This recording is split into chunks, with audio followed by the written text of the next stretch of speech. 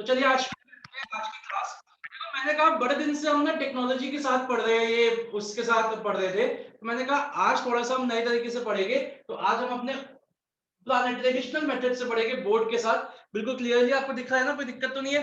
दिव्यांशी देखो फिर भाग गई। तो बच्चों आज जो हम करने जा रहे हैं, पहले तो एक मिनट रुक जाओ। जैसे मैंने हमेशा बोलता हूँ कि पुलकित जी ने पता है आपको अपना होमवर्क कब भेजा?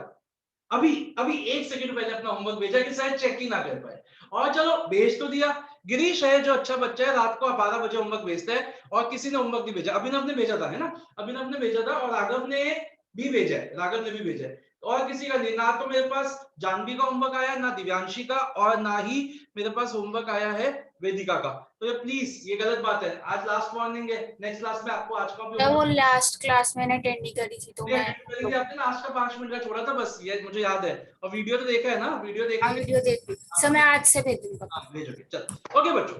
बहुत आज हमारे पास देखो और भी बहुत बच्चे आए, दूसरे बैच के भी बच्चे आए हुए।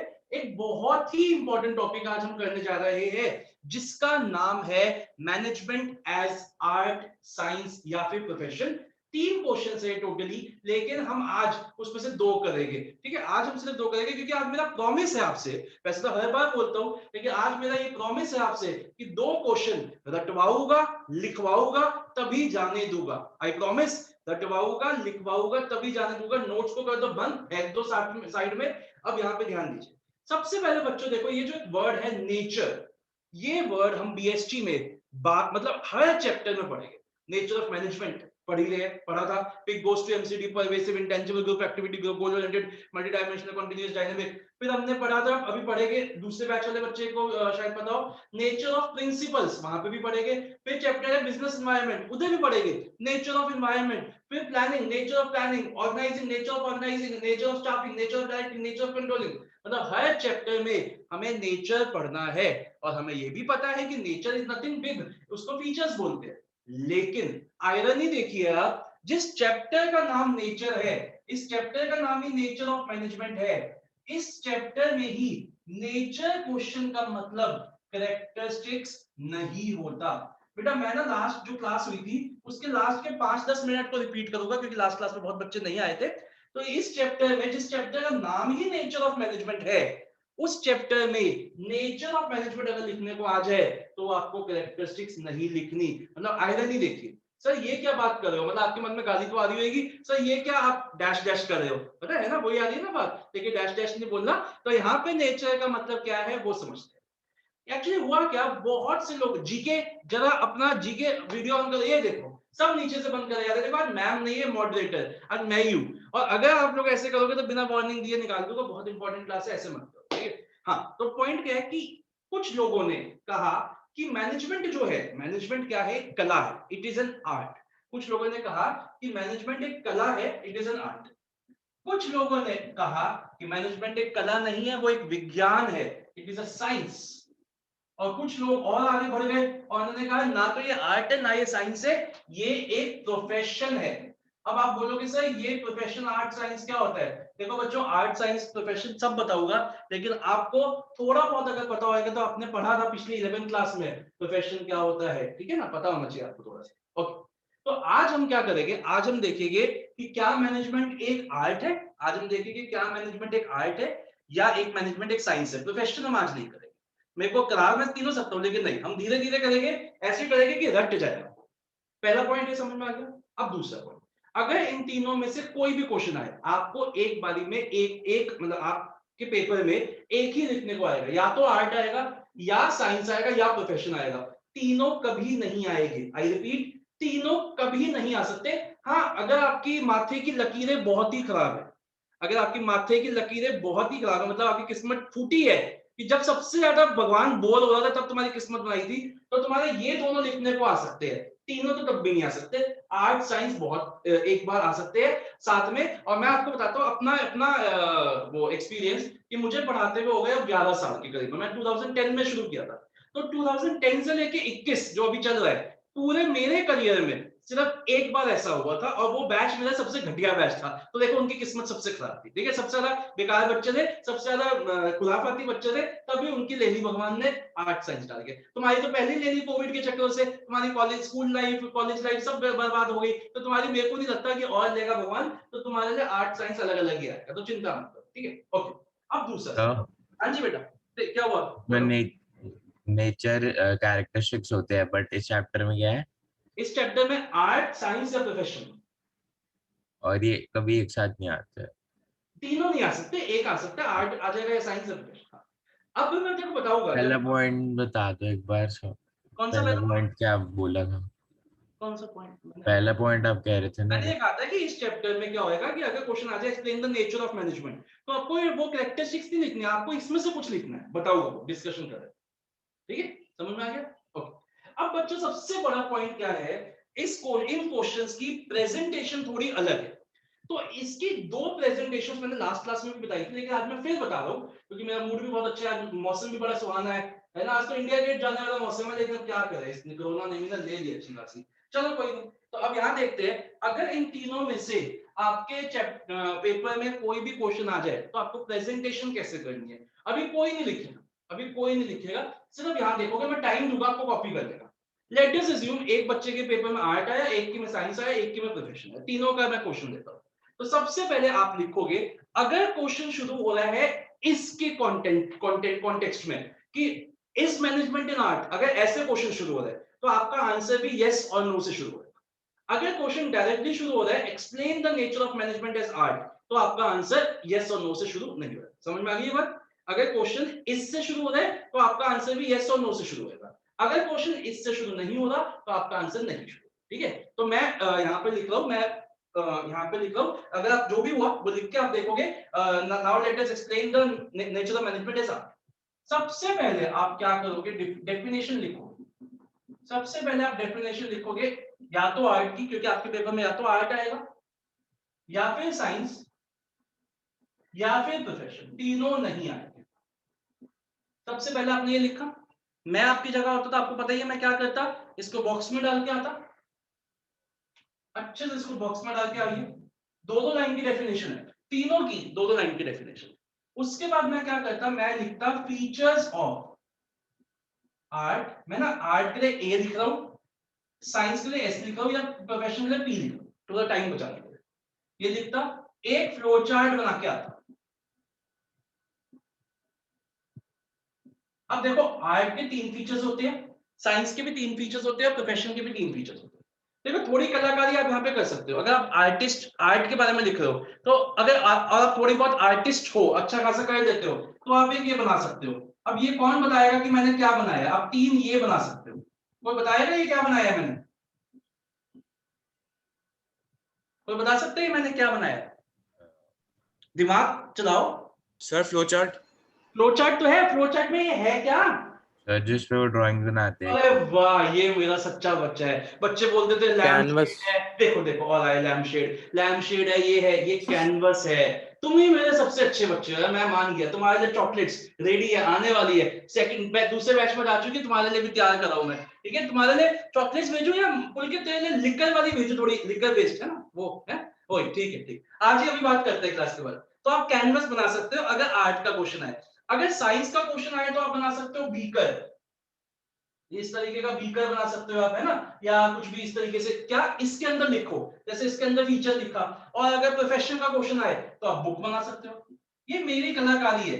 और अगर ड्राइंग इतनी ना हो, मेरी जैसी रद्दी ड्राइंग हो, तो अपना यही सही है। ठीक है, यही अपना पुराने वाला ही ठीक है। तो मैंने आपको एक हिंट दी है, आर्ट के लिए आप ये बना सकते हो, साइंस के लिए ये बना सकते हो, प्रोफेशन के लिए। चलो ये बना लिया आपने। इसमें आपने फीचर्स लिख दिए, आर्ट के तीन फीचर्स होते हैं, 1 2 3, साइंस के भी 3 होते हैं, प्रोफेशन के 5।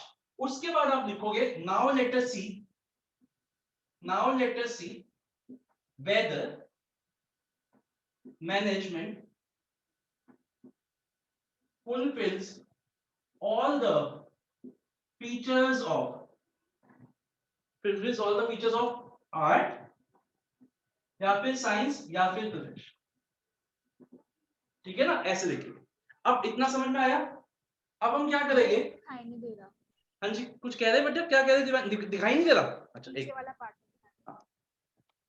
ठीक है, ओके मैं हटा रहा हूं वैसे, ये लिखा, ठीक है ये लिखा। उसके बाद मैं क्या करेंगे, मैं यहां लिख देता हूं थोड़ा सा, एक मिनट बच्चों, एक पहले आप एक मिनट बच्चों,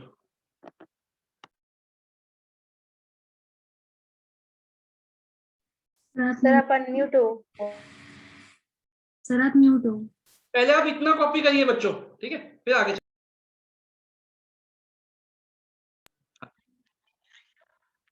उसके बाद हम क्या करेंगे, एक एक पॉइंट को लेंगे। जैसे मान लीजिए फर्स्ट आपने लिया पॉइंट, यहां पे हेडिंग लिखी, ठीक है।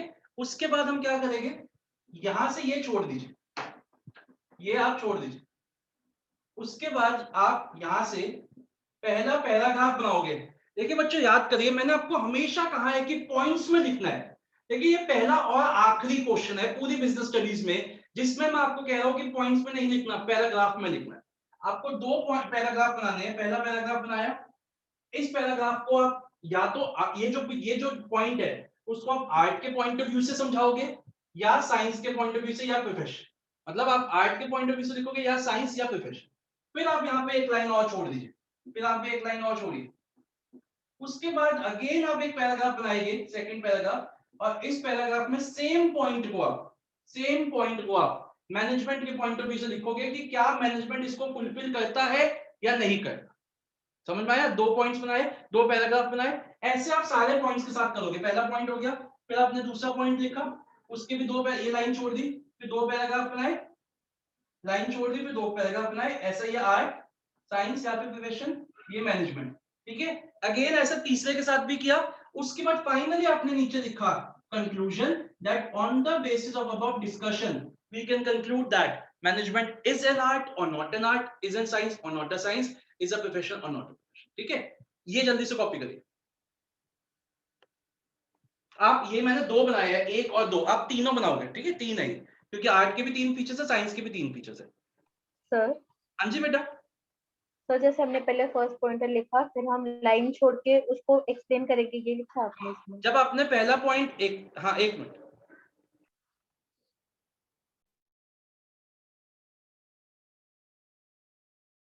हाँ जब आपने पहला ये पॉइंट लिखा, आपने लाइन छोड़ दी, नेक्स्ट पॉइंट से आपने उसको एक्सप्लेन किया आर्ट के पॉइंट ऑफ व्यू से, फिर एक लाइन छोड़ के आपने एक्सप्लेन किया सेम पॉइंट को मैनेजमेंट के पॉइंट ऑफ व्यू से। ठीक है सर, समझ गई। ठीक है, एक ही पॉइंट पैराग्राफ, मतलब एक ही पॉइंट में दोनों पॉइंट ऑफ व्यू से एक्सप्लेन कर दिया एक ही फीचर को, पहले आर्ट या साइंस या प्रोफेशन, फिर मैनेजमेंट, ओके सर। फिर दूसरा फीचर लिखा, उसका भी सेम किया। जल्दी से कॉपी करिए, फिर शुरू करते हैं। तो तीन तीन फीचर्स है दोनों। तीन, हाँ आर्ट और साइंस में तीन है, प्रोफेशनल में 5 है, तो प्रोफेशनल में ये 5 हो जाएंगे। कंक्लूजन का आपने लिखवाना है, कंक्लूजन क्या होगा? कंक्लूजन होगा ऑन द, हम जब आज पढ़ेंगे तो हम ये रियलाइज करेंगे कि मैनेजमेंट आर्ट है, तो हम लिखेंगे on the basis of above discussion we can conclude that management is an art or not an art, is a science or not a science, is a profession or not a profession. ठीक है, okay सबने लिख लिया। चलिए अब हम पहला question शुरू, अच्छा नहीं एक मिनट रुकिए, सबने लिख लिया ये? ओके, आपके नोट्स में इसी क्वेश्चन को करने का एक और प्रेजेंटेशन, वो भी सही है, गलत वो भी नहीं है, मुझे पर्सनली ये ज्यादा अच्छी लगती है, तो मैंने आपको ये लिखवा दिया, मैं वो भी बता देता हूँ आपको। मैं वो प्रेजेंटेशन भी एक बार आपको बता देता हूँ। उस प्रेजेंटेशन ये में लिखा गया, एक मिनट, नीचे नीचे वाले में क्या लिखा है? कहाँ पे वो MOE क्या है? ये as art science and professional के पॉइंट ऑफ व्यू से, और ये मैनेजमेंट एम। देखो बच्चों, इसी क्वेश्चन को करने का एक और प्रेजेंटेशन जो आपके नोट्स में है, वो क्या है, वहां तक तो सेम है। आपने आर्ट की डेफिनेशन लिखी, आपने आर्ट के फीचर्स बना दिए उसमें फ्लो चार्ट में, फिर क्या है उसमें, उसके बाद लिखा है now let us see in details. पहला फीचर आपने आर्ट के पॉइंट ऑफ व्यू से लिखा है, सिर्फ आर्ट, मैनेजमेंट के पॉइंट ऑफ व्यू से नहीं लिखा। दूसरा फीचर भी सिर्फ आर्ट के पॉइंट ऑफ व्यू से लिखा, आर्ट साइंस और प्रोफेशन कोई भी। तीसरा फीचर भी आपने आर्ट साइंस और प्रोफेशन के पॉइंट ऑफ व्यू से लिखा, अभी मैनेजमेंट के पॉइंट ऑफ व्यू से नहीं लिखे। फिर आपने नीचे लिखा now let us compare, now let us compare these features with management. फिर आपने तीनों फिर से लिखे, पहले हेडिंग दी, ये वाली हेडिंग फिर से दी, फिर मैनेजमेंट के पॉइंट ऑफ व्यू से लिखा, फिर दूसरी हेडिंग दी, फिर मैनेजमेंट के पॉइंट ऑफ व्यू से लिखा, फिर तीसरी हेडिंग दी, फिर मैनेजमेंट के पॉइंट ऑफ व्यू से लिखा और फिर कंक्लूड किया। गलत ये भी नहीं है, लेकिन don't you think this is more time consuming, क्योंकि आपको हेडिंग इसमें 3 बार फिर लिखनी पड़ रही है, 3 बार यही हेडिंग फिर से लिखनी पड़ रही है, तो व्हाई टू वेस्ट टाइम, हम एक ही बार लिख लेते। Are you getting my point? तो मेरे हिसाब से दोनों प्रेजेंटेशन ठीक है, मतलब दोनों प्रेजेंटेशन ठीक है। मेरे हिसाब से जो पहले वाली मैंने कराई थी वो ज्यादा बेटर है, जो आपकी बुक्स में नहीं, वो आपकी चॉइस, आप कौन सी करते हैं, ठीक है? समझ में आया? अब आइए पहला क्वेश्चन शुरू करते हैं, मैनेजमेंट एज आर्ट। अब कर दीजिए अपने नोट्स या फिर रजिस्टर को बिल्कुल बंद, बिल्कुल बंद कर दीजिए, क्योंकि हम डिस्कशन करेंगे, डिस्कशन करेंगे, अभी कुछ नहीं लिखेंगे, अभी सिर्फ डिस्कशन करेंगे। देखो बच्चों, कुछ लोगों ने कहा कि मैनेजमेंट क्या है, मैनेजमेंट जो होती है, जो एक ऑर्गेनाइजेशन में मैनेजमेंट होती है, वो एक कला है, वो एक आर्ट है। अब आर्ट हमें पता है कला है, कुछ कलाओं का नाम लो, तो जैसे आर्ट में अब क्या हो गया, सिंगिंग एक आर्ट है, डांसिंग एक आर्ट है, ठीक है, पेंटिंग इज एन आर्ट, ठीक है, acting is an art, singing is an art, sorry music बनाना, म्यूजिशियन एक, teaching is an art. Teaching is an art, thank you, I was waiting for this, ठीक है जी, टीचिंग इज एन आर्ट। तो अब क्या होता है कि मैं इसमें से एक आर्ट फॉर्म उठा लेता हूं, चलो मैं टीचिंग नहीं उठा रहा, वो फिर मेरे बारे में ही होता रहेगा सब कुछ, मैं उठा लेता हूं म्यूजिक। म्यूजिक एक आर्ट फॉर्म है, मैं हम इसी से पूरे एग्जांपल को और पूरे क्वेश्चन को करेंगे। तो बहुत से अच्छे म्यूजिशियंस हैं, ठीक है ना, बहुत से अच्छे म्यूजिशियंस हैं, जैसे कि हमारे को प्रीतम साहब है, शंकर एहसान लॉय है, बहुत अच्छे म्यूजिशियंस है। और दो और अच्छे म्यूजिशियंस का नाम बताता हूँ, तो एक है ए आर रहमान साहब, तुमने नाम सुना भी होगा, और एक है हमारे हिमेश रेशमिया, है ना, क्या क्लासिक म्यूजिशियन है, ठीक है। तो ये जो है, ये हमारे म्यूजिक की को बनाते हैं ए आर रहमान, और ये म्यूजिक को बजाते हैं, ये म्यूजिक की बजा देते हैं, को भी नहीं, की बजा देते हैं। और यहाँ पे बाल भारती के बहुत बच्चे हैं, तो एक प्राइड मोमेंट फॉर अस, मैं और लोगों को भी बता दूं जो बाल भारती से नहीं है, जैसे रिया नंदिनी और अक्षत वगैरह, बेटा हमारे बाल भारती का एक बच्चा, जिसका नाम शायद आप लोगों को पता हो, बाल भारती वालों को तो पता ही होगा, ईशान छाबड़ा, सुना है नाम? तो वो बच्चा ए आर रहमान के साथ बजाता है, it is such a big moment, पता है आपको, वो ए आर रहमान की म्यूजिक उसमें है।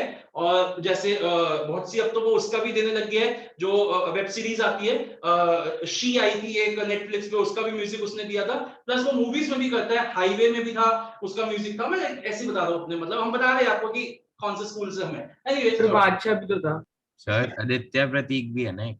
हाँ आदित्य भी तो है, आदित्य, हाँ बादशाह भी है, थानी है, वो भी हमारे स्कूल से ही है। ऐसे तो बहुत लोग हैं यार, अब कहाँ हम जाए, मतलब आपके सामने भी एनिमेस छोड़ो उसको, राहुल सर भी है सर, राहुल सर। हाँ वही मैं कह रहा हूँ ना, मतलब पोस्टिंग ज्यादा हो जाएगी, बच्चों को अच्छा नहीं लगेगा। वो बड़ी ए आर रहमान साहब की बात हो रही थी, तो मैंने कहा चलो बात करें।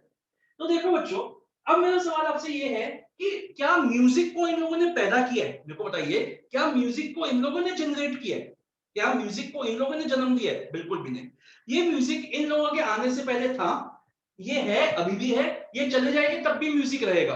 तो फिर इन लोगों ने किया क्या है, इन जानवी एक्सरसाइज करनी छोड़ो, ध्यान यहाँ दो, वो अपने नेक की एक्सरसाइज करिए, हाँ चलो ठीक है, थोड़ी, हाँ नेक को स्ट्रेच कर देती हूँ, यहाँ ध्यान दो बेटा।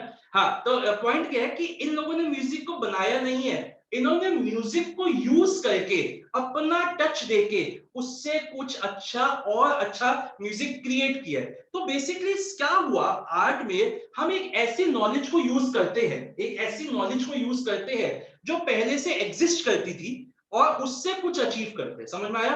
लेकिन ये भी सच बात है कि कोई भी ऐसे मुंह उठा के म्यूजिशियन नहीं बन सकता, ठीक है। आज पता चला, कनक को पता चला कि म्यूजिशियन म्यूजिक में होता है क्या, सारे काम पता नहीं, ले उठाया गिटार, टाउन टाउन टाउन बजाने लग गया, जो गलती हिमेश रेशमिया ने की थी, ठीक है, करते हैं। तो वो ऐसा नहीं है कि कोई भी म्यूजिशियन बन सकता है, उसके लिए आप बस कुछ स्किल्स होनी चाहिए, ठीक है कि नहीं, कुछ स्किल्स होनी चाहिए। तो अगर मैं आर्ट की डेफिनेशन की बात करूं, तो बहुत ही सिंपल डेफिनेशन, बहुत ही सिंपल डेफिनेशन है, यहां नोट करिएगा, अभी मतलब कुछ नहीं लिखना, बस यहां ध्यान दीजिएगा। What is art? Art is a skilful, क्योंकि स्किल्स तो होनी चाहिए, स्किलफुल एंड अपना touch and personalised application of, जैसे मैंने कहा, ये नॉलेज पहले से एग्जिस्ट करती थी, इन लोगों ने क्रिएट नहीं की है, of existing knowledge to achieve desired results, to achieve desired results. इस नॉलेज को कैसे अचीव किया जा सकता है? It can be acquired through तीन चीजें कर सकते हैं। कुछ लोगों ने एक्चुअली में म्यूजिक को पढ़ा है, आप स्टडी कर सकते हो। यूएस में बहुत बड़ा स्कूल है, कौन सा ब्रुकलिन ऐसा कुछ कॉलेज है जहां म्यूजिक पढ़ाया जाता है, स्टडी। कुछ लोग देख देख के दूसरों को देख देख के सीख जाते हैं, ऑब्जर्वेशन। एंड कुछ लोग एक्सपीरियंस कर करके बजा बजा के सीख गए, एक्सपीरियंस। तो इसको तीन चीजों से हम एक्वायर कर सकते हैं, स्टडी, ऑब्जर्वेशन, एक्सपीरियंस। अब इस डेफिनेशन में कौन से वर्ड्स इंपॉर्टेंट है? पहला स्किलफुल, ये वर्ड इंपॉर्टेंट है। पर्सनलाइज्ड एप्लीकेशन, ये वर्ड इंपॉर्टेंट है। एंड एग्जिस्टिंग नॉलेज, ये वर्ड इंपॉर्टेंट है। और उसके नीचे तीन word, study, observation and experience. Definition समझ में आ गई? मुश्किल तो नहीं लगी डेफिनेशन? आर्ट क्या है? It is a skilful and personalised, skills तो होनी चाहिए, and personalised application of existing knowledge to achieve desired results. It can be acquired through study, observation and experience. जल्दी से याद करिए। अक्षर अब अपनी शक्ल दिखाइए मुझे, बहुत सुंदर हुआ, कहां गायब हो? जल्दी से याद करिए डेफिनेशन।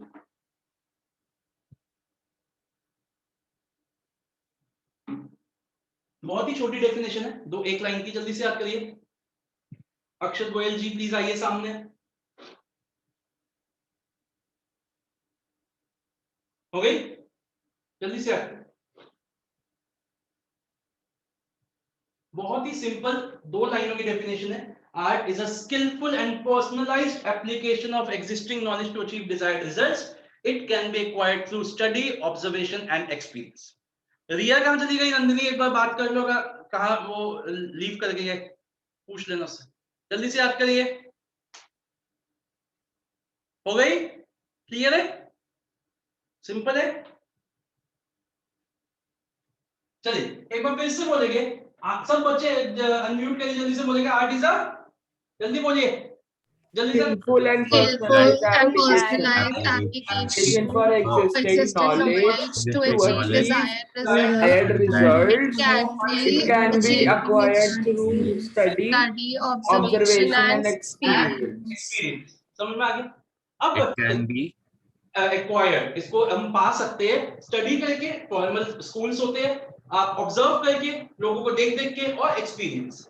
जैसे स्पोर्ट्स है, उसमें कुछ लोगों ने स्कूल एकेडमी गए हैं, कुछ लोग खेल खेल के सीख गए, एक्सपीरियंस से, कुछ लोग दूसरे का वॉच करके सीख गए। ठीक है, समझ में आया? आइए अब इसके तीन फीचर्स क्या है वो देखते हैं। सबसे पहले ध्यान दीजिए, सबसे पहला फीचर क्या है? Existence of theoretical knowledge. क्या मतलब हुआ इसका?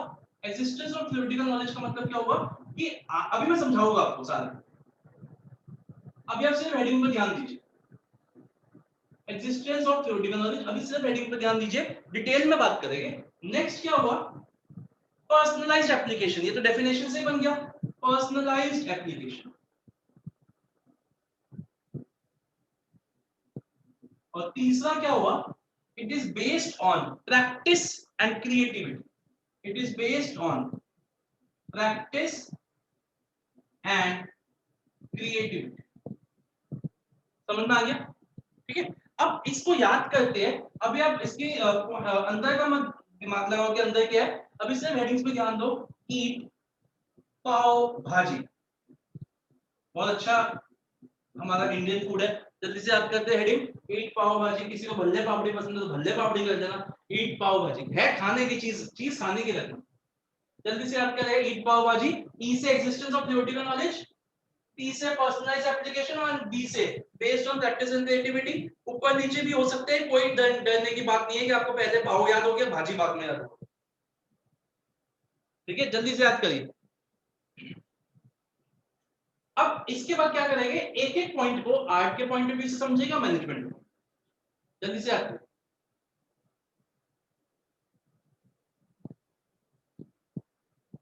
ये है क्या? क्या फीचर्स? आर्ट के फीचर्स। अगर मेरे को ये जैसे प्रूव करवाना है कि 1 is equal to 2, तो कैसे प्रूव करेगा? 1 के फीचर्स लिख दे और देख ले कि 2 उसको फुलफिल करता है कि नहीं। यस और नो? किसी भी चीज को इक्वल प्रूव करना तो देख ले कि 1 क्या है, देख ले कि 2 क्या वो फुलफिल करता है। यस और नो? तो अभी हमने art is equal to management करना है, तो आर्ट के फीचर्स देख रहे हैं, फिर देख लेंगे क्या मैनेजमेंट इन फीचर्स को फुलफिल करता है। अगर करता है तो बहुत अच्छी बात है, नहीं करता तो बहुत बढ़िया। ये तो ये हमने फीचर्स आर्ट के लिए। ठीक है जी, याद हो गया। अब आइए जल्दी से डेफिनेशन एक बार याद करते हैं और ये याद करते हैं टीचर्स। तो सबसे पहले डेफिनेशन बोलेंगे, सब बच्चा अनम्यूट कर दीजिए। What is art? जल्दी से बोलेंगे, what is art? Art is the Art is skillful the and skillful and personal personalized application existing of knowledge knowledge to achieve desired results. desired which results can be It can be achieved by acquired study, through study, observation and observation and experience. experience. And experience. और तीन features क्या है? ई से क्या था? Theoretical Existence of theoretical theoretical knowledge, knowledge. ई से क्या है? personalized Personalized application. application. application based on Practice and Creativity and creativity. and creativity. On कर। अब इसको समझते हैं, पहले आर्ट के पॉइंट ऑफ व्यू से समझाता हूं, फिर मैनेजमेंट। सबके बारे में एक एक दो दो लाइन, बस एक पॉइंट के बारे में एक एक दो दो लाइन, ज्यादा नहीं। तो बात करते हैं एक्सिस्टेंस ऑफ थ्योरेटिकल नॉलेज। सिर्फ सुनना, या क्या मतलब है, पॉइंट क्या कह रहा है कि आर्ट की भी थ्योरी होती है। Do you agree? Do you Yes. Agree art की भी थ्योरी होती है? Yes, sir. आर्ट एक प्रैक्टिकल कॉन्सेप्ट है, बट डू यू एग्री कि आर्ट की भी थ्योरी होती है? बिल्कुल होती है। हमें, मेरे को नहीं पता आप में से कोई इस किसी आर्ट फॉर्म से कनेक्टेड है कि नहीं, but there are books available on cooking. Cooking के ऊपर बुक्स आती है, सिंगिंग, म्यूजिक के ऊपर बुक्स आती है, डांसिंग, एक्टिंग। जो बड़े बड़े लोग हैं, जो अपनी अपनी फील्ड में एक्सपर्ट्स है, उन्होंने बुक्स लिखी है, अपने अपने ऑटोबायोग्राफीज लिखी है। प्लस प्लस कुकिंग में एक तो अच्छे अच्छे शेफ्स का नाम लो। हाँ, लड़कियों को बड़ा, लड़कियों को क्रश रहता है ना। अच्छा, इसका भी रहता है क्रश उस पे। लड़कियों का क्रश रहता है ना। वो कौन है वो, जो उसका भी मास्टर शेफ का भी? विकास खन्ना। ये विनोद खन्ना हो गया। तो ये विनोद खन्ना हो गया, और भी ये जो इसने रणवीर बोला, विनोद नहीं सर, संजीव विकास कपूर। खन्ना। विकास खन्ना, सॉरी, विनोद खन्ना तो एक्टर था। विकास खन्ना, संजीव कपूर, सारे सारे तेरे को लड़के पसंद है। तो एक लड़कियां, सर मास्टर शेफ में वही तो आता था, और कौन आता था? पहला बजाज थी एक, और भी बहुत है। तो इन लोगों को क्या है कि कुछ लोग जो ये बड़े बड़े एक्सपर्ट्स हैं ना अपनी फील्ड में, ये जैसे अपने कुकिंग करते हैं, जैसे अगर हम कुकिंग की बात करें, तो जैसे ये कुकिंग करते हैं, इनके फॉलोअर्स इनके तरीकों को अपनाते हैं। वो जैसे कर रहे हैं वैसे उनको भी फॉलो करते हैं। अगर रणवीर जो है ये बता रहा है, या विकास खन्ना, उसने बोल दिया कि कभी भी नमक को इसके साथ नहीं आपको भूनना, तो लोग फॉलो करेंगे उसको। मतलब क्या मैं ये कह सकता हूँ कि बड़े बड़े लोगों ने कुछ प्रिंसिपल्स डेवलप कर दिए, कुछ बोल दिया है, जो आज की डेट में गाइडलाइंस बन गए। ठीक है, अगर म्यूजिक में ए.आर. रहमान साहब ने बोला है कि कभी भी हाई पिच और लो पिच को मिक्स नहीं करना, मान लीजिए, तो ऐसा कुछ बोला है, तो जो लोग ए.आर. रहमान साहब के साथ काम करते हैं या उनको फॉलो करते हैं, तो वो इस चीज को नोट में करते हैं कि ए.आर. रहमान साहब ने बोला है कि इतने बड़े आदमी ने बोला है कि इसमें कभी हाई और लो को मिक्स नहीं करना, तो हम कभी मिक्स नहीं करेंगे। तो क्या मैं बोल सकता हूँ कि जो बड़े बड़े एक्सपर्ट्स है, अपनी अपनी फील्ड्स में जो एक्सपर्ट्स है, उन लोगों ने कुछ गाइडलाइंस दी है, जो आज उनके नीचे जो लोग काम करते हैं या और जो लोग हैं, वो उनको फॉलो करते हैं। तो क्या मैं बोल सकता हूँ कि हाँ, हर आर्ट फॉर्म की अपनी थ्योरी भी है, बुक्स भी अवेलेबल है, जो उस आर्ट फॉर्म से कनेक्टेड लोग पढ़ सकते हैं और पढ़ते भी हैं। ठीक है कि नहीं? समझ में आ गया पहला पॉइंट? तो पहला पॉइंट समझ में आ गया, एग्जिस्टेंस ऑफ थ्योरेटिकल नॉलेज। अभी सिर्फ आर्ट के पॉइंट। अब सेकंड है पर्सनलाइज्ड एप्लीकेशन। तो बड़ा ही सिंपल है, आर्ट फॉर्म एक पर्सनलाइज्ड एप्लीकेशन है। दो सिंगर्स, दो म्यूजिशियंस, दो डांसर्स, दो एक्टर्स, दो राइटर्स क्या कभी भी सेम हो सकते हैं अपने आर्ट फॉर्म को दिखाने में? यार मैं क्या ही बात करूं बाल भारती की, आपको पता है दुर्जोय दत्ता, नाम सुना ही होगा, इसने लिखा था वो अच्छी अच्छी कहानियां लिखी है ना उसने, स्टोरीज लिखी है, नॉवेल्स लिखी है, तो वो भी हमारे स्कूल से बता रहा हूँ बस आपको। तो मैं बता रहा हूँ, जैसे चेतन भगत, उसका अपना स्टाइल है लिखने का, और वो डैन ब्राउन जिसने वो दा विंची कोड लिखी थी, बिल्कुल ही अलग है। तो दो आर्टिस्ट, दो राइटर्स कभी भी सेम नहीं हो सकते। Personalised, it varies from person to person. समझ में आ गया? दो पॉइंट समझ में आ गए। तीसरा पॉइंट, क्या पुलकित कोई पहले दिन ही पैदा होते ही आर्टिस्ट बन जाता है? क्या कोई पहले दिन ही पैदा होते ही आर्टिस्ट बन जाता है? Sachin Tendulkar was a born cricketer, लेकिन क्या वो जैसे आज खेलता था 40-45 की एज में, क्या वो 18-19 की एज में भी उतना अच्छा खेलता था? नहीं ना। तो क्या होता है कि एक बंदा आर्टिस्ट बनता है, परफेक्शन गेन करता है आफ्टर अ लॉन्ग प्रैक्टिस।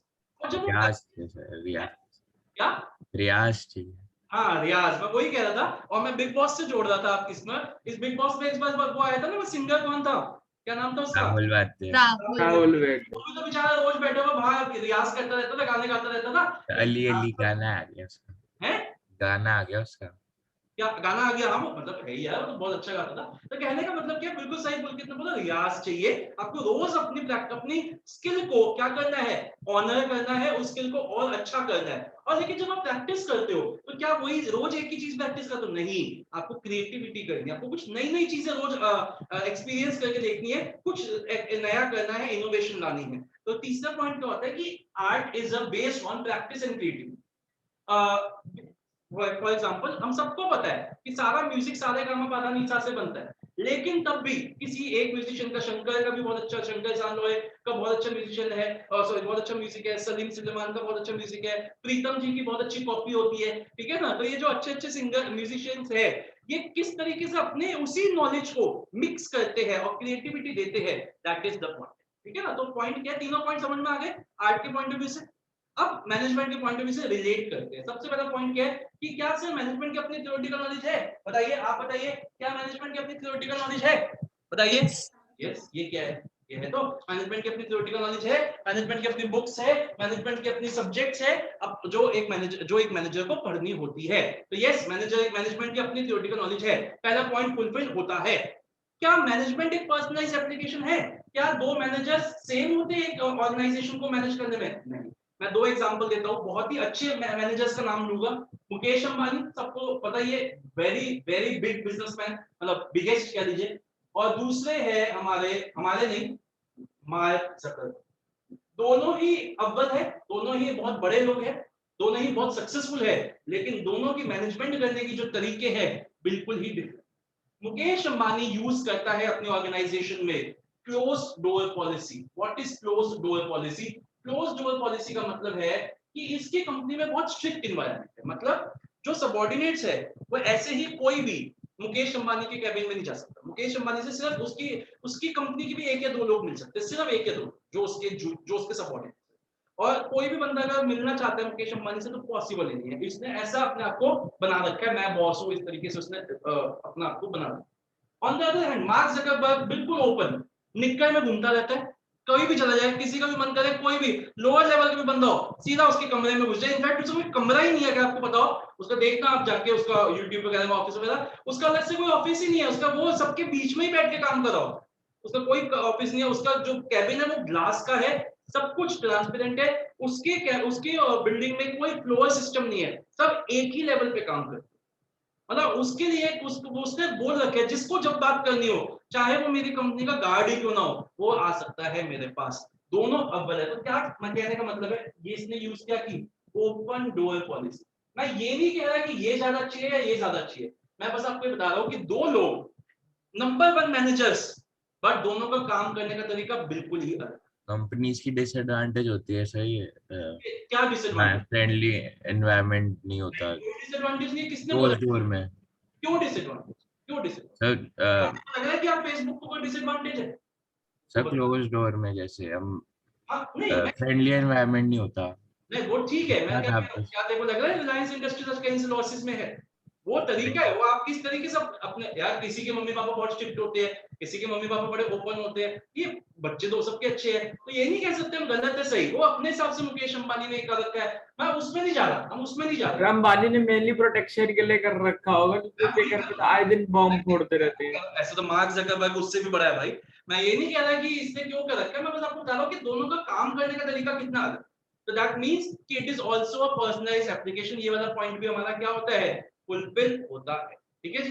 अब आते हैं अपने तीसरे पॉइंट पे, जो कौन सा है, based on practice and creativity. तो अगेन मैं यही बोलूंगा, मुकेश अंबानी कोई पहले दिन थोड़ी ना अच्छा मैनेजर बन गया था। इनफैक्ट 90s में धीरूभाई अंबानी, उसको जब वो 18-20 साल का हो गया था और जब वो समझ आ गया था कि अब ये आएगा, अब ये सक्सेसर बनेगा, तो धीरूभाई अंबानी उसको, मुकेश अंबानी को अपने साथ हर एक बोर्ड मीटिंग में लेके जाते थे एज अ चाइल्ड, मतलब बच्चा, और उसकी वहां पे ग्रूमिंग कर रहे थे कि सीख, देख मैं किस तरीके से डिसीजंस लेता हूँ, देखो मैं किस तरीके से अपने लोगों से बात करता हूँ। फिर धीरे धीरे धीरे धीरे उसको छोटा छोटा काम दिया। अब अगर आज की बात करें, मुकेश अंबानी अपने जो बच्चे हैं, वो आकाश अंबानी और ईशा, तो आपको पता ही है ईशा के बारे में, तो ईशा अंबानी हो गई, आकाश अंबानी हो गए, इन सबको वो ग्रूम कर रहा है। कैसे? उनको छोटा छोटा काम दे रहा है। जियो का जो आपको पता है, जियो जो है रिलायंस जियो, वो इन बच्चों ने ही सारे उसके आइडियाज तैयार किए। अगर आपने इनका देखा हो इंटरव्यू वगैरह आया था, तो आकाश अंबानी और ईशा अंबानी जो है और एक तीसरा भाई, मैं नाम भूल रहा हूँ उसका तीसरे वाले का, ये तीनों भाई ने जियो को बनाया है। जियो की जितनी पॉलिसीज है कि हम फ्री में देंगे, इनको फ्री कर देंगे, ये देंगे, मुफ्त देंगे, ये करेंगे, वो करेंगे, जियो टीवी लाएंगे, ये सब लाएंगे, वो सब इन लोगों ने। हाँ, ईशा में से पूछती रहती थी time to time, but let us not get into that, but इन तीनों ने ही इसको बनाया। तो उसने, मुकेश अंबानी ने दिया ना इनको पावर्स कि तुम सीखो, तुम काम करो, धीरे धीरे। इन्होंने गलतियां भी बहुत की होगी, गलतियां करी, सीखा उसके साथ, और आज मतलब अच्छा वो बिजनेस डिसीजंस ले रहे हैं। तो कहने का मतलब मैनेजमेंट कमेटी से होगी इन पे। हाँ, मैनेजमेंट कमिटीज होगी, मतलब ये तो आइडियाज देते हैं। आया होगा उन्हें जहाँ गलत जा रही है। हाँ, आइडियाज देते हैं, धीरे धीरे फिर उसकी पॉलिसीज बनती है। लेकिन मैं क्या कह रहा हूँ कि ग्रूमिंग शुरू हो चुकी है। कहने का मतलब क्या है कि मैनेजमेंट भी एक प्रैक्टिस के ऊपर बेस्ड है। कोई पहले दिन अच्छा मैनेजर नहीं बना, it is based on a long practice. और जब एक मैनेजर प्रैक्टिस करता है मैनेजमेंट को अपनी ऑर्गेनाइजेशन में, तो वो यूज करता है क्रिएटिविटी, वो यूज करता है इनोवेशन, वो यूज करता है फोरसाइटेडनेस, वो यूज करता है इनिशिएटिव। इन सबसे वो यूज करके एक अच्छा मैनेजर बनता है। यार मतलब आप सोचिए, सिर्फ इसी एक्चुअली में सोचिए, धीरूभाई अंबानी ने, शायद आप लोग शायद पैदा भी नहीं हुए थे उस टाइम, 2003 में आप लोग थे क्या? 2003 में नहीं थे ना? तो 2003 में रिलायंस का मोबाइल फोन लॉन्च हुआ था, जियो नहीं, पहले वाला मोबाइल फोन। आपको बताता हूँ, उसने तहलका मचा दिया था, क्योंकि उसने 1 महीने के लिए फ्री कर दिया था मोबाइल फोन, बिल्कुल फ्री। जहां इनकमिंग पे भी पैसे लगते थे, वहां रिलायंस ने तहलका मचा दिया था धीरूभाई अंबानी ने। तो उसका एक आइडिया था ना कि मैं इस तरीके से लोगों को पागल कर दूंगा। और उसने एक स्कीम दी थी कि 2 फोन आते थे, शायद आप लोगों को बताओ, अपने मम्मी पापा से बात करना। 2003 में रिलायंस ने 2 फोन लॉन्च किए थे, एक सैमसंग, एक एलजी, 2 ही मॉडल थे। और सिर्फ नंबर नहीं ले सकते थे, आपको फोन भी लेना पड़ता था, आपको फोन के साथ नंबर मिलता था, और उसमें फोन फ्री था, आपको हर महीने बिल देना होता था, फोन फ्री हो गया था। ये स्कीम रिलायंस के धीरूभाई अंबानी लेके आए थे 2003 में। सोच के देखिए, 2003 में लोगों ने उसको बड़ा पागल कहा, यार ये फोन फ्री दे रहा है, ये सब कुछ कर रहा है, कैसे बिकेगा? आप बिलीव नहीं करोगे, उसने एयरटेल, और उस टाइम वोडाफोन नहीं होता था, हच होता था, हच, उसका नाम हच था, उसकी को खत्म कर दिया था। इनफैक्ट इतना उसने मार्केट कैप्चर की थी, तो उसने नई चीजें सोची। तो समझ में आया? तो क्या मैं बोल सकता हूँ कि management is also based on practice and creativity? तो क्या हमारे तीनों पॉइंट फुलफिल हुए मैनेजमेंट के आर्ट वाले? बिल्कुल हुए। तो क्या मैं कह सकता हूँ मैनेजमेंट एक आर्ट है? बिल्कुल कह सकता। समझ में आया? तो अब हमारे को क्या करना है, अब ये तो हमने हिंदी में समझ लिया, अब मैं इंग्लिश में बोलूंगा, और आप बिल्कुल कान खुले रखना और सुनना, क्योंकि हो सकता है मैं अभी आपसे लिखवा लूं, हो सकता है, अभी पक्का नहीं पता। ठीक है, तो आइए शुरू करते हैं। सबसे पहले हम क्या लिखेंगे? डेफिनेशन हम सबको याद है, तो हम सब बोलेंगे management is a sorry art is a skillful and personalized Skillful and application of personalized existing application of knowledge to achieve Desired desired results can be it can acquired be achieved through by study, study, observation, observation, and and experience. अक्षत गोयल जी, कहाँ हो आप? जल्दी आओ, सामने प्रकट हो, हमें दर्शन दो यार। हाँ, अब आगे चलते हैं। फीचर्स क्या थे आर्ट के? जल्दी से पहला फीचर बताइए। Existence of theoretical knowledge personalized application based on practice and creativity. based on practice and creativity. बिल्कुल बढ़िया बोला आपने। अब हम इसको एक पॉइंट को दोनों पॉइंट ऑफ व्यू से बोले। पहला पॉइंट है एग्जिस्टेंस ऑफ थ्योरेटिकल, ठीक है? शुरू से सुनिएगा, सिर्फ पहले आर्ट के पॉइंट ऑफ व्यू से। Art assumes there exist theoretical knowledge. पहला पॉइंट, मतलब पैराग्राफ में लिखना है आपको, there are different books available in different forms of art. दूसरा पॉइंट पैराग्राफ में लिखना है आपको। एंड तीसरा, the experts in their respective areas of art have developed certain basic principles which are followed by others। मतलब मैंने क्या बोला, जो बड़े बड़े लोग हैं उन्होंने कुछ प्रिंसिपल्स डेवलप कर दिए जो और लोग फॉलो करेंगे। ये आर्ट के पॉइंट, ठीक है? अब इसी पॉइंट में मैनेजमेंट के पॉइंट ऑफ व्यू से देखते हैं। रिपीट करते हैं क्या? हाँ, मैं भी रिपीट, पहले पूरा बोलता हूँ फिर रिपीट करो। In management also there exist a theoretical knowledge, there are various books available in different areas of management like finance, human resource, marketing, production, etc. Finish, ठीक है? पहला पॉइंट फिनिश हो गया दोनों पॉइंट ऑफ व्यू से। Second पर चलते हैं, पर्सनलाइज्ड एप्लीकेशन। बहुत ही simple point, art is a personalised concept, it varies from person to person. खत्म। For example, no two singers, two dancers, two musicians, two actors will be same when they are showcasing या when they are demonstrating their art. Finish. अब आते हैं management के point of view से। Management is also a personalised concept. Every manager has his own way of managing an organization। खत्म, ठीक है? अब आते हैं practice and creativity. Art is a practical concept, however it involves creativity. Art is a practical concept, however it involves creativity. A manager gains perfection after a long practice. ठीक है, sorry, any artist gains perfection after a long practice. ठीक हो गया, ये हो गया art के point of view से. अब मैनेजमेंट के पॉइंट ऑफ व्यू से करते हैं. Management is also based on practice and creativity. A manager gains perfection after a long practice. While managing, he uses initiative, foresightedness, ठीक है, creativity, etc. Therefore, art management is also based on practice and creativity. तीनों points fulfil हो गए. अब conclusion. On the basis of above discussion, we can conclude that management is an art because it fulfills all the features of art. बताइए, clear है कि नहीं? पहले ये बताइए, क्लियर है? कोई डाउट तो नहीं किसी के मन में? चलिए, अब जैसे पुलकित ने बोला सर एक बार रिपीट कर दीजिए. मैं एक बार और रिपीट करता हूँ, उसके बाद रीड करेंगे नोट्स में से. सबसे पहले definition. Art is a skilful and personalised application of existing knowledge to achieve desired results. It can be acquired through study, observation and experience. 3 features है, जल्दी से बोलेंगे. पहला फीचर क्या है? Existence of Existence of Theoretical knowledge. knowledge. Personalized application. Personalised application. और third feature क्या है?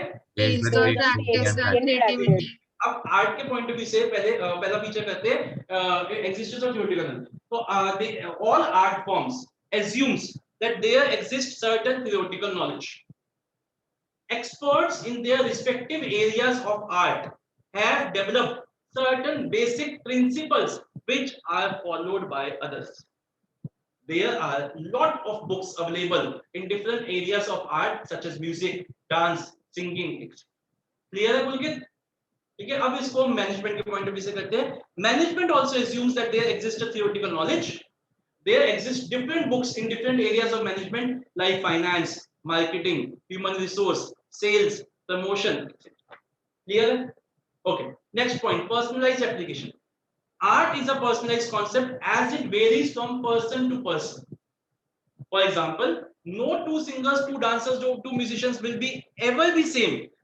No two singers, two dancers will ever be same when they demonstrate their art. जब अगर मैं 2 डांसर्स को यहाँ खड़ा करके डांस करवाऊं तब कुछ ना कुछ अलग होएगा, एक जैसे नहीं हो सकते. मैनेजमेंट के पॉइंट से. Management is also personalised concept. Every manager has his own way of managing an enterprise. ठीक है, क्लियर है? तीसरा पर्सनलाइज्ड. सारा बोल दो लास्ट पॉइंट.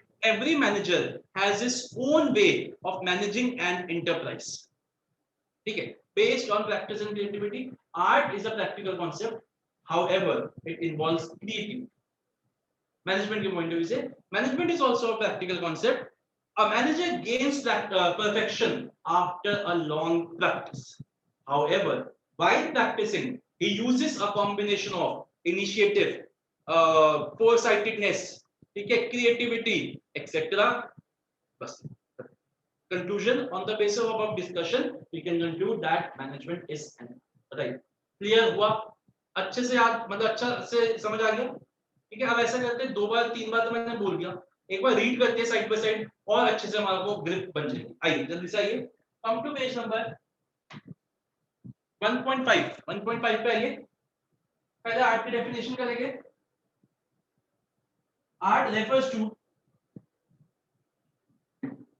हाइलाइटर है तो रखिए, स्किलफुल को हाईलाइट करिए, पर्सनलाइज्ड एप्लीकेशन को हाईलाइट करिए, एग्जिस्टिंग नॉलेज को हाईलाइट करिए. To achieve desired results, it can be acquired through study, observation and experience. Underline करिए, हाईलाइट करिए, study, observation and experience. Okay, आगे चलते हैं. फीचर्स लिखिए, वहां पे स्लैंग लिखिए. Eat pav bhaji, E capital, P capital, B capital. E capital, P capital, B capital. Okay, अब इसमें दूसरी वाली वो फॉलोड है प्रेजेंटेशन. ठीक है, तो हम एक पॉइंट को दोनों से करा करेंगे साइड बाय साइड. पहले करते हैं, पहला पॉइंट मैनेजमेंट के पॉइंट, सॉरी आर्ट के पॉइंट ऑफ व्यू से. आर्ट प्रीसपोजेस. प्रीसपोजेस की जगह आप एज्यूम्स लिख लीजिए. प्रीसपोजेस का मतलब एज्यूम्स ही होता है. Art assumes the existence of certain theoretical knowledge. Experts in their respective fields have developed basic principles which are applicable to different forms of art. For example, literatures का मतलब है books.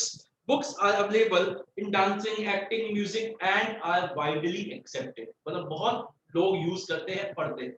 इसी पॉइंट को management के point of view से देखते हैं। मैंने एरो भी बना रखा है क्योंकि हमें तो दूसरी प्रेजेंटेशन फॉलो करनी है ना, तो मैंने एरो भी बना रखा है, साइड बाय साइड ही पढ़ते हैं। there are lot of literatures, books available in various areas of management like marketing, finance, which the manager has to specialize. Thus there exists a theoretical knowledge. आप चाहो ना तो आप क्या कर सकते हो, यहाँ पे ना हेडिंग भी लिख लो, ए पॉइंट के लेफ्ट में लिख लो एक्जिस्टेंस ऑफ थियोरेटिकल नॉलेज, क्योंकि अभी कंफ्यूजन ना हो जाए ना आपको कि ये किस पॉइंट के लिए है, तो आप लिख लीजिए कि एक्जिस्टेंस ऑफ थियोरेटिकल नॉलेज का पॉइंट है। ठीक है, next, personalised application. The use of this knowledge varies from individual to individual. Art is therefore a personalized concept. Underline करिए, varies from individual to individual. Underline करिए, personalized concept. Okay. For example, two dancers, singers, or musicians will never be same while demonstrating their art. Okay. इसका B point नीचे है, लिखिए वहां पे, left में लिखिए personalized application. A manager applies this knowledge, ये मतलब scientific body of knowledge लिखा हुआ है, आप सीधा लिखिए applies this knowledge to a given situation in his own unique manner. इसका full stop, इसका आगे लिखिए thus management is also a personalized concept. यहाँ पे ऐड कर दीजिए thus management is also a personalized concept. Thus management is also a personalized concept. चलिए तीसरा, based on practice and creativity. All art is practical. However, art involves a creative practice. Underline करिए, creative practice of this knowledge.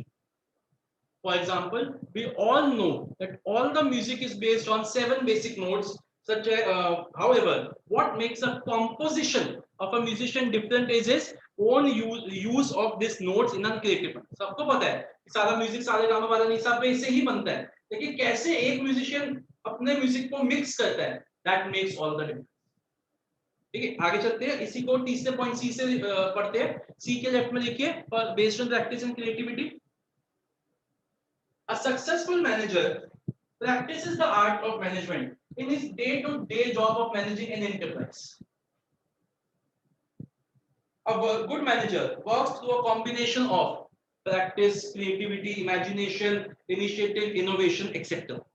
Underline करिए, a manager achieves perfection after long practice. ठीक है, इसके बाद conclusion भी लिखा हुआ, जल्दी से लिखिए, नीचे कंक्लूजन लिखिए, on the basis of above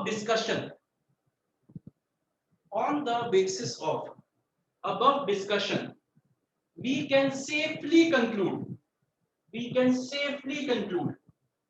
that management is an art, as it fulfills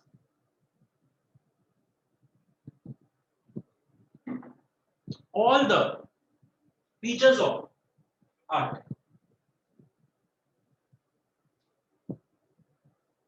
बेटा इसी जहां पे शुरू हुआ है ना मैनेजमेंट एज एन आर्ट, उसके ऊपर लिखिए वो यस और नो वाली लाइन लिखवा दो। If the question comes in the format of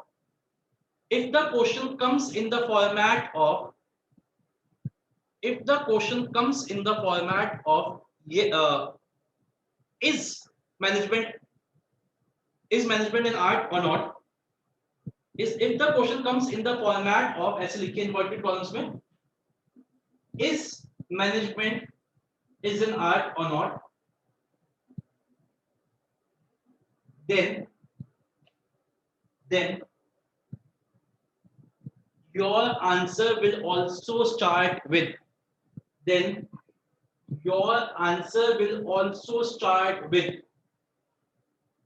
yes or no.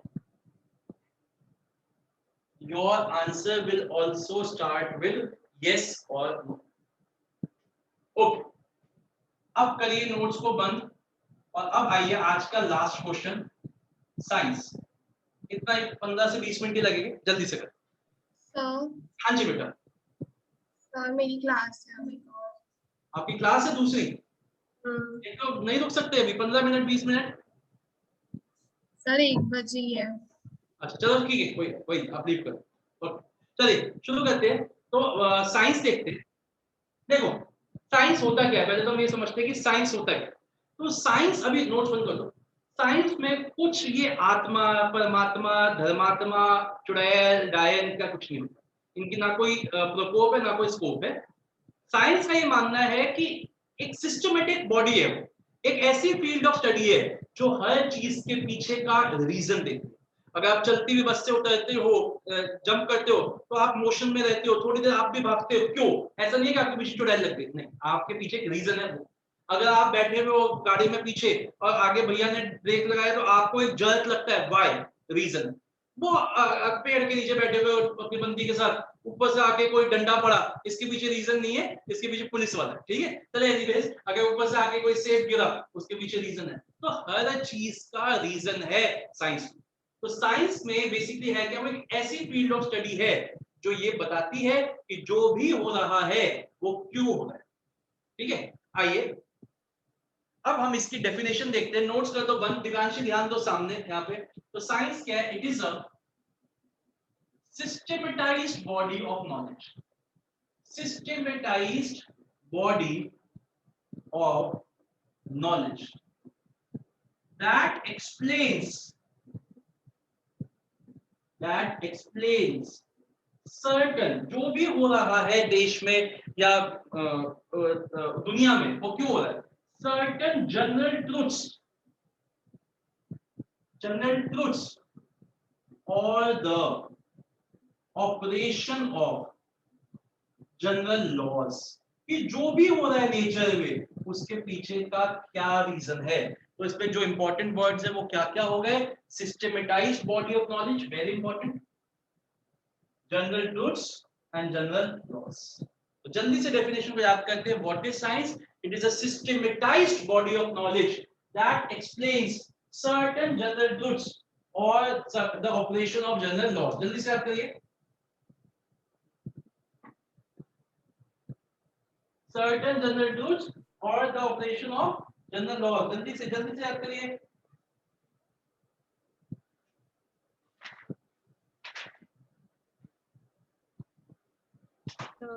हाँ जी बेटा।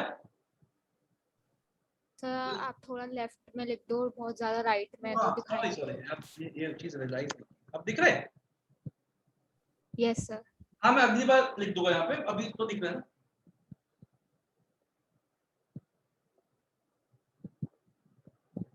So what is science? It is a systematized body of knowledge that explains certain general truths or the operations of general laws. I repeat, it is a systematized body of knowledge that explains certain general truths or the operation of general laws. I repeat it once again. It is a systematized body of knowledge that explains certain general truths or the operation of general laws. कौन चलिए सब बच्चे अपने आप को mute करिए और repeat करेंगे, जल्दी से बोलेंगे what is science? It is a Systemized systematized body of body of knowledge knowledge that that explains explains general certain truths or truths the or the operation of operation general of laws. general law. General loss. एक बहुत ही, बोलिए कुछ कह रहे हो बोलिए। पहला feature तो बन भी गया इसी से, systematised body of knowledge. Systematised body of knowledge. दूसरा जो प्रिंसिपल है, सॉरी प्रिंसिपल नहीं, फीचर है, वो है अभी समझाऊंगा। इसके जो प्रिंसिपल्स है, साइंस के जो भी प्रिंसिपल्स है, वो सारे के सारे they are based on experimentation. Principles based on experimentation. और तीसरा फीचर क्या है कि साइंस यूनिवर्सली अप्लाई होती है। साइंस बिल्कुल यूनिवर्सल है, हर एक जगह पे। यहाँ पे भी लॉ ऑफ ग्रेविटी है, यूएस में भी है, यूके में भी है, हर जगह यूनिवर्सली अप्लाई।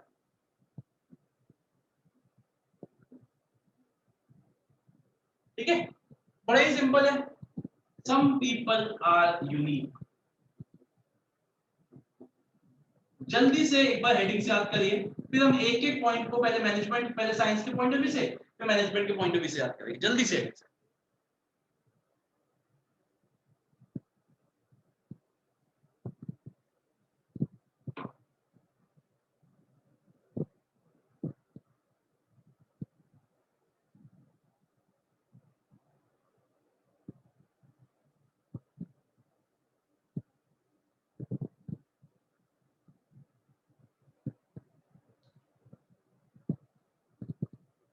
ठीक है,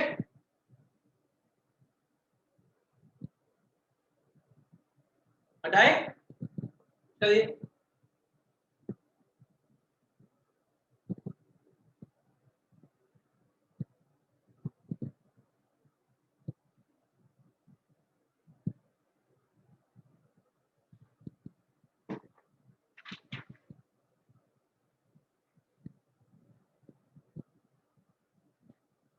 एक बार डेफिनेशन बोलेंगे जल्दी से, साइंस की डेफिनेशन बोलेंगे, science is a Systematized body of knowledge Body that of explains the general truths or operations of general laws.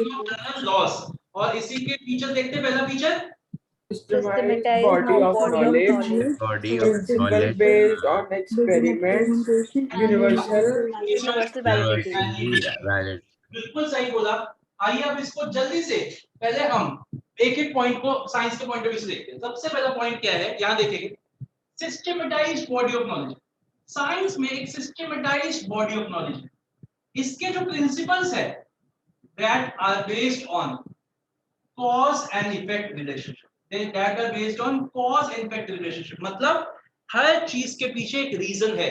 अगर आप देखते हो कि एप्पल ट्री से नीचे गिर रहा है, तो जैसे अभी बोला चुड़ैल का वास नहीं है वहां पे क्या है, लॉ ऑफ ग्रेविटी। तो दो लाइन लिख के सिर्फ, science is a systematised body of knowledge, its principles are based on cause and effect relationship. For example, the concept of the principle of apple falling from the tree towards the ground is explained by law of gravity. समझ में आ गया? ठीक है, आगे चले। अब आगे चलते हैं कि इसके प्रिंसिपल्स बने कैसे। अब इसको समझाने के लिए मैं थोड़ा सा एग्जांपल देता हूं। देखो बच्चों, ये प्रिंसिपल्स, एक बात बताओ, साइंटिस्ट को कुछ चीज, जैसे न्यूटन के ऊपर वो सेब गिरा, ठीक है, वो उसी दिन चिल्लाने लग गया law of gravity, law of gravity. कैसे किया उसने बताइए? जैसे उसके ऊपर वो बंदी के साथ बैठा हुआ था पेड़ के नीचे और उसके ऊपर सेब गिरा, तो वहीं चिल्लाने लग गया law of gravity, law of gravity. ऐसे किया, बताइए, सोच के बताइए, ऐसे किया होगा उसने? तो क्या किया होगा, सोच के देखो। मैं बता, ये है एक स्कूटर बना रहा हूं मैं, देखना अच्छे से देखना, ठीक है, थोड़ा सा ये देख, ये स्टेपनी है, ठीक है, यहाँ पे एक सीट, यहाँ पे हमारा ये स्कूटर है, ठीक है। अब स्कूटर पे कौन बैठेगा बताइए आपको? बॉय। और हमारी क्लास का स्टड बॉय कौन है बताइए? गिरीश कुकरेजा। नहीं, गिरीश कुकरेजा भी आएगा। अभी अभी कौन है हमारी क्लास का राहुल स्टड? सर। अरे कहाँ यार, चलो वो ठीक है, कोई नहीं। तो ये है हमारे पुलकित जी, जैसे स्कूटर पकड़ा हुआ है, ठीक है। और ये और पीछे बैठी हुई है इनकी बंदी, अच्छी है, मतलब बहुत बढ़िया है। इसको जगह के हाइपोथेटिकल है क्या? नहीं, हाइपोथेटिकल नहीं है, तू हाइपोथेटिकल बना दे, बिल्कुल रियल सिचुएशन है। अब क्या हो रहा है, बड़े ही अच्छे से ये दोनों अपने घूमने जा रहे हैं, तो ठीक है, नॉर्मली बैठी हुई है, बंदी बैठी हुई है, पुलकित को पकड़ रखा है नॉर्मली। अब क्या हो रहा है, ये घूमने जा रहे हैं और पुलकित के मन में ऐसी कोई गंदी इंटेंशन नहीं थी, लेकिन आगे आता है एक गड्ढा, आगे आया एक गड्ढा, और पुलकित को बचाने के लिए कि गिर ना जाए, ब्रेक लगी। जैसे ही इन्होंने ब्रेक लगाई, बंदी ने आके इनको जकड़ लिया, ठीक है, बंदी ने पकड़ लिया और इसको बड़ा अच्छा लगा, ठीक है। अब मेरे को एक बात बताइए, क्या ये इसी वक्त चिल्लाने लग गया वाओ गड्ढे से अच्छा लगता है? इसने चेक किया क्या ये एक बार होने वाली हरकत है, क्या ये बार बार हुई? तो ये जानबूझ के ऐसे रास्तों में लेके गया जहां कंस्ट्रक्शन का वर्क चल रहा, और बार बार गड्ढे आए, और जैसे ही गड्ढे आए इसने ब्रेक लगाया, और फिर वही हुआ, फिर बंदी ने जकड़ लिया। फिर ये पतली गलियों में गया, सेम चीज हुई। फिर ये बड़ी गलियों में गया, सेम चीज हुई। फिर ये मेन रोड पे गया, सेम चीज हुई। बाद में इसने कंक्लूड किया दैट अ गड्ढा can give you happiness. I getting my point? तो पॉइंट क्या है कि ये जो प्रिंसिपल इसने डेवलप किया, और जो इसके फिर इसने अपने दोस्तों को भी आके बताया कि बंदी के साथ बाइक पे जाना और ऐसे में तुम्हें करना है। तो जो इसने प्रिंसिपल बना दिया कि गड्ढा कैन लीड टू हैप्पीनेस, वो कैसे बनाया? पहले दिन नहीं, पहले इसने ऑब्जर्व किया कि गड्ढा आया तो अच्छा लगा, फिर उसने बार बार रिपीट कर करके कंक्लूड किया दैट गड्ढा is equal to happiness. Are you getting my point? तो यही हुआ था न्यूटन के साथ। न्यूटन के ऊपर जब पेड़ से गिरा वो सेब, तो वो चिल्लाया नहीं, उसने हर जगह जा जाके देखा, उसने वो लेके जाता था सेब, लैब में गया, वहां गिरा, फिर वो कहीं और गया, फिर वो कहीं और गया, फिर वो कमरे में चेंज किया, हर जगह देखा, हाँ हर जगह ये हो रहा है, तो उसने कंक्लूड किया now I conclude this as law of gravity. तो कहने का मतलब क्या है कि these principles are first developed by observation and then they are concluded by repeated experimentation. समझ में आ गया? एक्सपेरिमेंटेशन से कैसे बने कि पहले तो ऑब्जर्व किया पुलकित ने, फिर एक्सपेरिमेंट्स किए अलग अलग, फिर स्कूटर बदल के देखा, बाइक बदल के देखी, यस हर जगह हो रहा है, तो इसने कंक्लूड किया दैट गड्ढा इज इक्वल टू। समझ में आया पॉइंट? तो ये प्रिंसिपल्स एक्सपेरिमेंटेशन से कैसे बने। और यूनिवर्सल वैलिडिटी तो बहुत ही सिंपल है, हर जगह एक जैसे है ये प्रिंसिपल्स, चाहे इंडिया हो, चाहे यूएस हो, चाहे यूके हो, खत्म हो गया। मैनेजमेंट के पॉइंट ऑफ व्यू से देखें, पहला पॉइंट एक्सपेरिमेंट वाले पॉइंट में नहीं आ जाना चाहिए यूनिवर्सल? नहीं तो है बिल्कुल आ जाना चाहिए, लेकिन है तो तुम क्या कर सकते, ठीक है ना। यूनिवर्सली अलग बना हुआ एनसीईआरटी में तो कुछ नहीं कर सकता, और तू भी एंजॉय कर, कोई बात नहीं। चलिए अब मैनेजमेंट के पॉइंट ऑफ व्यू से देखते हैं। तो मेरा सवाल आपसे, क्या मैनेजमेंट की अपनी थियोरेटिकल अपनी सिस्टमैटाइज्ड बॉडी ऑफ नॉलेज है, या मैनेजमेंट की कोई बॉडी ऑफ नॉलेज है? सोच के बताओ। हर चीज की अपनी अपनी होती है। अरे क्या बात है, मैं इसको भी एग्जांपल से समझाऊं। देखिए इस बार मैं एग्जांपल लूंगा जीके का। तो जीके लेट अस अज्यूम, देखो जीके जो है लेट अस अज्यूम वो साइंस का बंदा है और वो कॉमर्स का बंदा नहीं है। देखिए हमारा बहुत अच्छा फ्रेंड है, तो जैसे कॉरिडोर में हम खड़े हैं, अच्छी एग्जांपल मेरे पे भी दे दिया करो। हैं साइंस का बंदा है, मेरे पे भी दे दिया करो अच्छे। अच्छा, देखिए तू थोड़ी देर बाद बोलेगा सर अच्छा हुआ ये एग्जांपल आपने जीके का ही दिया, ठीक है। चल ले सर जी। ठीक है, ये साइंस का स्टूडेंट है और हम कॉमर्स के, हम कॉरिडोर में मिले सब बच्चे और post Covid sorry pre Covid times में, और ये हमारे पास आया थोड़ा परेशान हैरान टेंशन में। तो हम लोग 5-6 दोस्त खड़े थे कॉमर्स के, तो हमने बोला यार क्या हो गया, क्यों इतना परेशान हो गया? अच्छा खासा तू बच्चा है, हमारा दोस्त है, क्या हो गया हमें बता, किससे तेरे साथ परेशान? तो इसने बोला यार बंदी ने बहुत तंग किया, बंदी ने बहुत तंग किया। तो हम लोगों को मजा आया कि चलो हम उसकी थोड़ी सी मजे लेते। तो हम लोगों ने क्या कहा, हमने कहा देख भाई गिरीश भाई, जीके, हम इसको जीके बोलते प्यार से, जीके यार देख बुरा ना माने तो जैसे एक बात बोले, तो बोलो यार क्या हो गया, वैसे बंदे ने इतना परेशान कर रखे, तुम भी बोल लो क्या बात हो। हमने कहा देख जीके ऐसा है यार, जो ये तेरी बंदी है ना, जो तुझे लग रहा है एक एसेट है, ये तेरे लिए लायबिलिटी साबित हो। तो इस पे पैसे लगाया जा रहा है, घुमाने ले जा रहा है, मॉल ले जा रहा है, गाड़ी में घुमा रहा है, ये सोच के कि एक दिन देखो ये हाँ बोलेगी शादी के लिए, लेकिन मैं तेरे को बता दूं ये एक ऐसा डेफर्ड रेवेन्यू एक्सपेंडिचर होगा जिस जो देखो राइट ऑफ करना पड़ेगा अपनी पीएनएल। जनरली जब लड़कियों की एक रिलेशनशिप आती है या एक शादी की बात चलती है तो वो बड़ी बड़ी ज्यादा और सुंदर निखार बढ़ जाता है, लेकिन तेरे साथ रिलेशनशिप पे आके तेरी बंदी का साथ ऐसा कुछ नहीं होता, ठीक है। अब ये क्या है, इसको कुछ समझ नहीं आया। क्यों समझ नहीं आया? क्योंकि इसको तो पता ही नहीं क्या होता है depreciation, deferred revenue expenditure, liability asset, लेकिन हमें तो पता है ना हमने क्या बोला। तो कहने का मतलब क्या है, जस्ट लाइक साइंस, मैनेजमेंट की भी अपनी क्या है, existence of theoretical knowledge, systematised body of knowledge. दो मैनेजर्स आपस में बात करते हैं एक दूसरे से अपनी टर्मिनोलॉजी में, जैसे planning, organising, staffing, directing, controlling, उनकी भी टर्मिनोलॉजी है, हमारी भी टर्मिनोलॉजी है। समझ में आ गया पहला पॉइंट? हाँ जी गिरीश समझ में आ गया? ठीक है, क्लियर है? चलो ओके, नेक्स्ट पॉइंट। अब आते हैं सेकंड, तो ये फुलफिल हुआ, ये पॉइंट फुलफिल हुआ। सेकंड पॉइंट पे आते हैं, क्या मैनेजमेंट की अपने एक्सपेरिमेंट्स प्रिंसिपल्स एक्सपेरिमेंट से बने हैं? बिल्कुल, मैनेजमेंट की भी प्रिंसिपल्स एक्सपेरिमेंटेशन से बनते हैं, लेकिन जैसे साइंस के एक्सपेरिमेंट्स तो लैब में होते हैं, मैनेजमेंट के एक्सपेरिमेंट्स कहाँ पे होते हैं बताइए? मैनेजमेंट की प्रिंसिपल्स कंपनीज में प्रैक्टिकली होते हैं। हाँ पुलकित आपने क्या कहा? प्रैक्टिकली। हाँ प्रैक्टिकली ऑर्गेनाइजेशंस, ठीक है। और जैसे साइंस के प्रिंसिपल्स बहुत ज्यादा एक्यूरेट होते हैं, क्या मैनेजमेंट के प्रिंसिपल्स भी उतने ज्यादा एक्यूरेट हो सकते हैं? हो सकते हैं। नहीं हो सकते, क्योंकि मैनेजमेंट किसके साथ अप्लाई हो रहा है? आप पे, मुझ पे, तुझ पे, हम सब पे। क्या हम लोग एक जैसे सोचते हैं? क्या हम लोगों की एक बिल्कुल एक जैसा आउटकम आएगा? अगर एक प्रिंसिपल मैंने मान लीजिए अभिनव पे अप्लाई किया, क्या वो प्रिंसिपल बिल्कुल सेम रिजल्ट राघव के साथ भी देगा? बताइए, नहीं, क्योंकि हम लोग कि क्या है, human beings who are different. लेकिन इस लिमिटेशन के बावजूद प्रिंसिपल्स ऑफ मैनेजमेंट मैनेजर्स को मदद करते हैं, ठीक है। तो ये प्रिंसिपल कुछ हद तक फॉलो, कुछ हद। फिर आते हैं तीसरे पॉइंट पे कि क्या मैनेजमेंट के प्रिंसिपल्स यूनिवर्सिटी एप्लीकेबल है? तो हम इसको बोलेंगे हाँ है, लेकिन चेंज करना पड़ता है, मॉडिफाई करना पड़ता है, एज इट इज पॉसिबल नहीं है, एप्लीकेबल नहीं है। हर कंपनी अपने हिसाब से प्रिंसिपल्स को क्या करती है?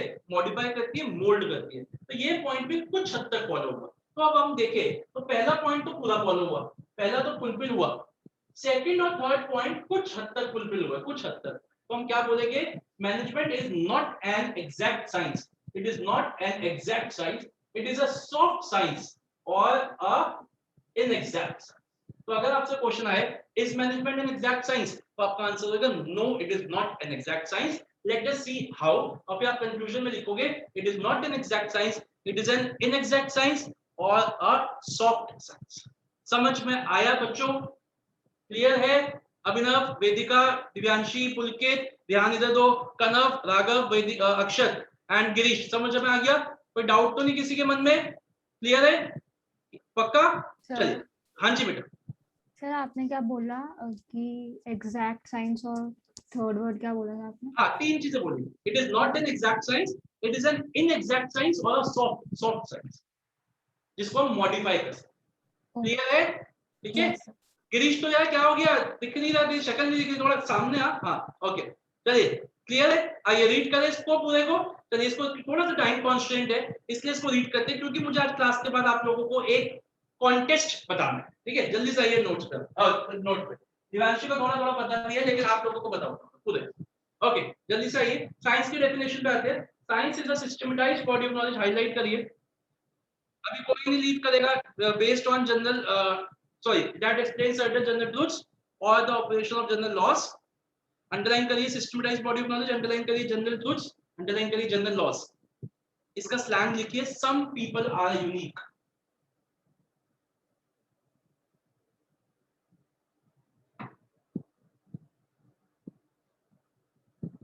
Okay, पहला systematized body of knowledge. Science is a systematized body of knowledge. Underline करिए systematized body of knowledge. Its principles are based on cause and effect relationship. Underline करिए cause and effect relationship. For example, the phenomena मतलब the concept of an apple falling from the tree towards the ground is explained by law of gravity.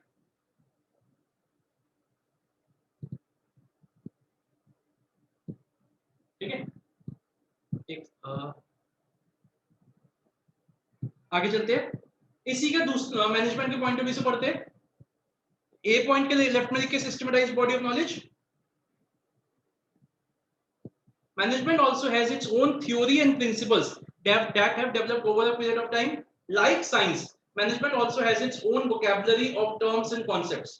For example, managers communicate with each other with the help of common vocabulary for better understanding. जैसे मैंने कहा, दो managers जब आपस में बात करेंगे तो वो कैसे बात करेंगे? Planning, organising, staffing, directing, controlling. इसका मतलब मैनेजमेंट का भी एक फील्ड ऑफ स्टडी है जो मैनेजर्स पढ़ते हैं। ऐसा नहीं है कि मैनेजर्स की कोई फील्ड ऑफ स्टडी नहीं है, उसकी अपनी कोई नॉलेज नहीं है। जो भी मैनेजर्स है उन लोगों ने ये टर्म्स पढ़े हुए हैं। देखो एक बात बताओ, अगर मैं आज आपको बोलूं कि आपको टॉन्सिलाइटिस ये बीमारी हुई है तो आपको नहीं समझ में आया, लेकिन ये टॉन्सिल्स होते हैं ना यहाँ पे गले में, टॉन्सिल्स, तो टॉन्सिल्स का अगर साइंटिफिक नेम हो तो हम बोलते हैं टॉन्सिलाइटिस, ऐसा नाम है, वो आपको नहीं समझ आया।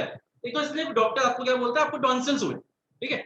लेकिन जब एक डॉक्टर दूसरे डॉक्टर से बात करता है तो वो उसको पूरा बोलता है इसको ये बीमारी हुई। कोविड का भी आपको मैं बता दूं, कोविड का असली नाम कोविड नहीं है, कोरोना बिरानी ऐसा कुछ नाम है, बहुत लंबा, कोरोना बिरीने ऐसा कुछ नाम है। तो अगर मैं आपको बोल दूं कि आपको कोरोना बिरीने लॉकडाउन हुआ है तो आप बोले यार भाई मैं तो खत्म, मैं तो मर गया, वैसे ही मर गया, मैं तो छोड़ो इसको, दवाइयां दो, मेरे को कौन सा कैंसर हो गया।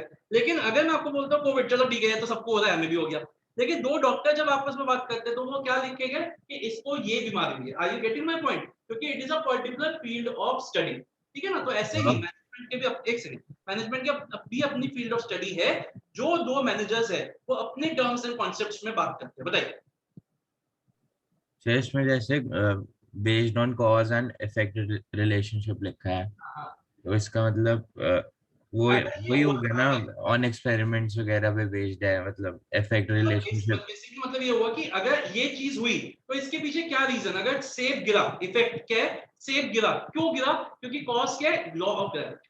ऑब्जर्वेशन हुई, फिर ही तो पता लगा कि सेब गिरा, ऑब्जर्व करा, फिर उसके बाद एक्सपेरिमेंट करा। नेक्स्ट पॉइंट पे आ गए ना, नेक्स्ट पॉइंट वो एक ही है सारा पॉइंट तो। अब एक ही तो क्या, अब एनसीईआरटी में दो अलग है, तो एनसीईआरटी के हिसाब से चलेगा ना, हमको कुछ कह नहीं सकते ना उस पे, ठीक है। चलिए अब आइए second point, principles based on पहले एक्सपेरिमेंट। नहीं आना चाहिए वो प्रिंसिपल। हाँ, वो पहले आप उसको ऊपर नीचे कर सकते हो, उसमें कोई इतना सोचने वाली बात।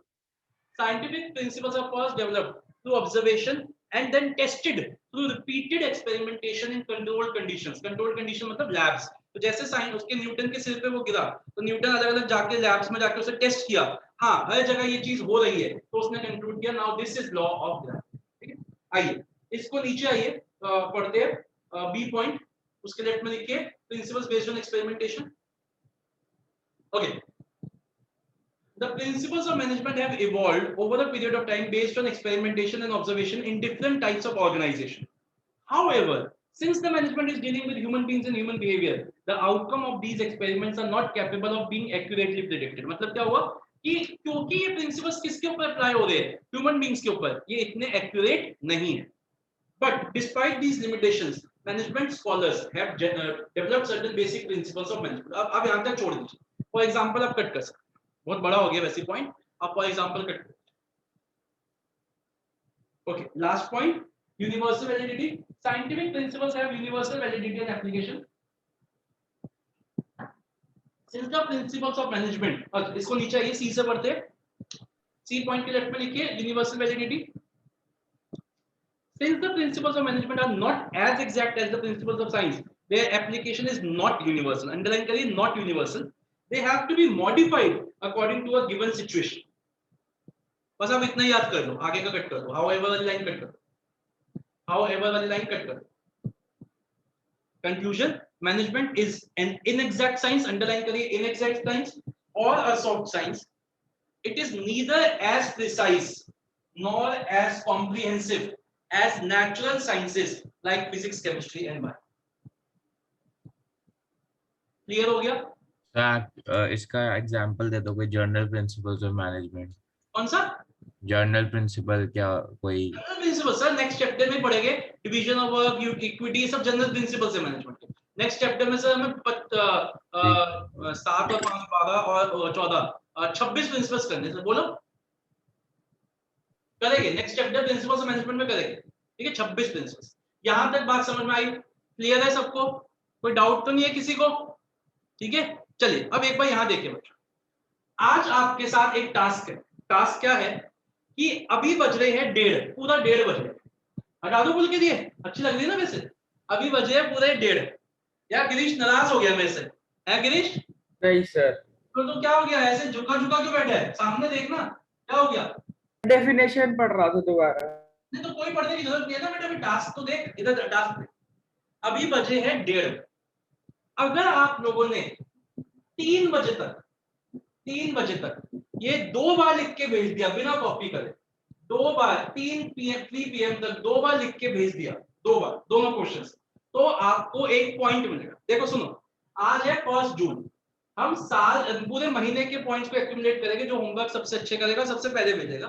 फिर 30 जून को मैं आपको डिक्लेयर करूंगा रिजल्ट, और जो विनर होएगा हमारे मंथ का, उसके घर आएगा एक चॉकलेट हैम्पर जो पर्सनलाइज्ड मेड बाय मी।